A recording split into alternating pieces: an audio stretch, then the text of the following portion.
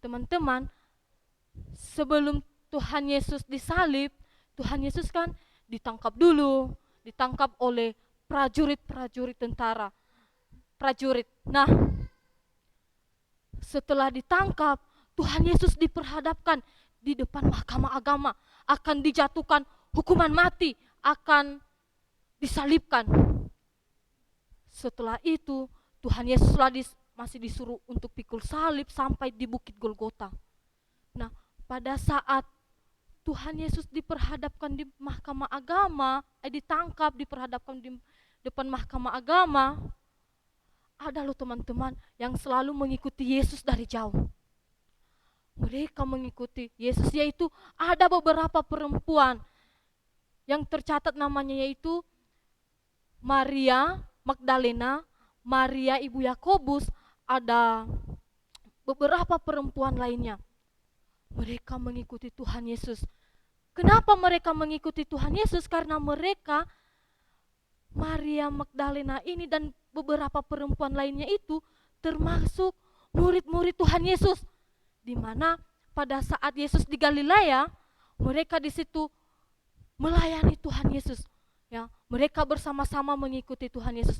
Jadi pada saat Tuhan Yesus sudah ditangkap, teman-teman, mereka bertanya, ada salah satu dari antara mereka bertanya, wah, kok guru kita ditangkap ya? Apa ya salah guru kita? Oh iya, yang salah satunya, ya apa ya salahnya? Diperhadapkan di mahkamah agama. Pas dia dicambuk, tahu nggak apa yang mereka rasakannya itu? Mereka merasa sedih. Aduh, kenapa sih guru kita dicambuk, diludahi, dipakaikan mahkota berduri? Mereka hanya melihat dari jauh, teman-teman.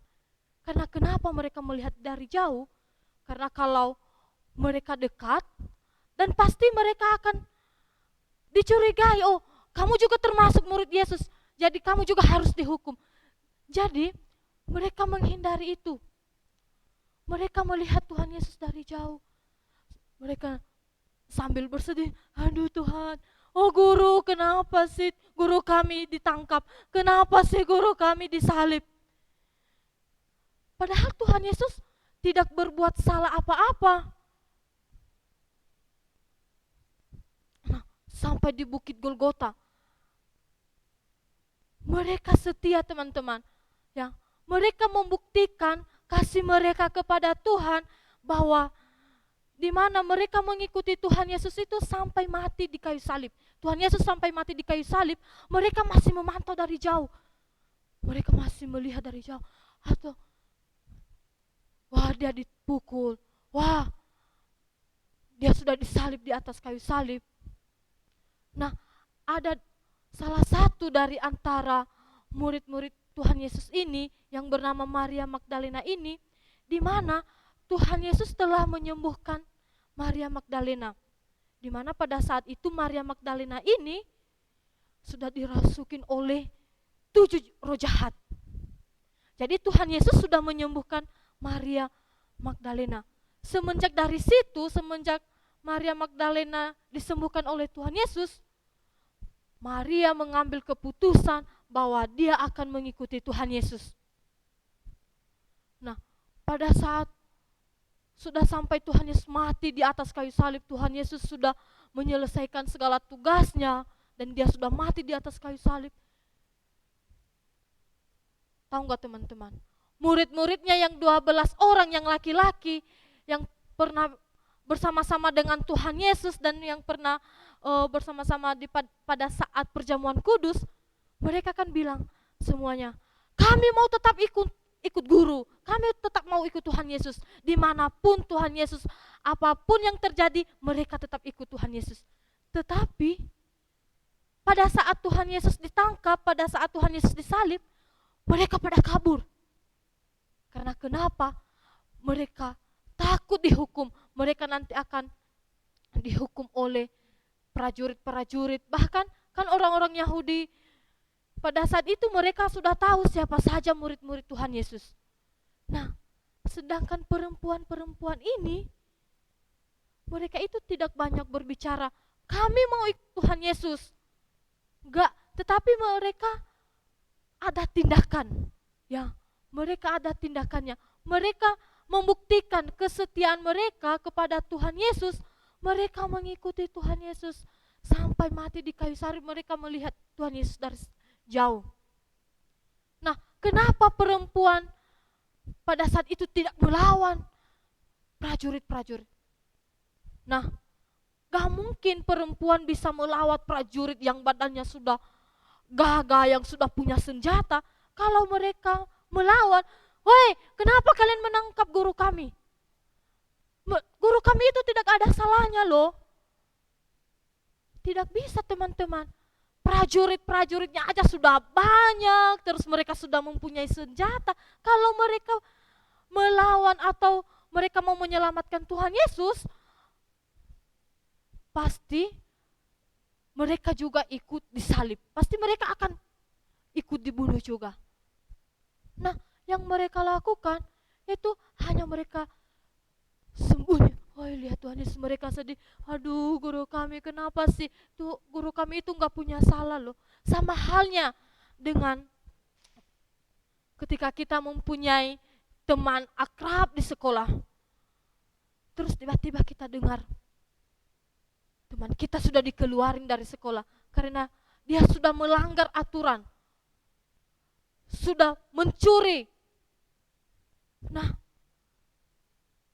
pada saat itu pasti apa yang kita lakukan?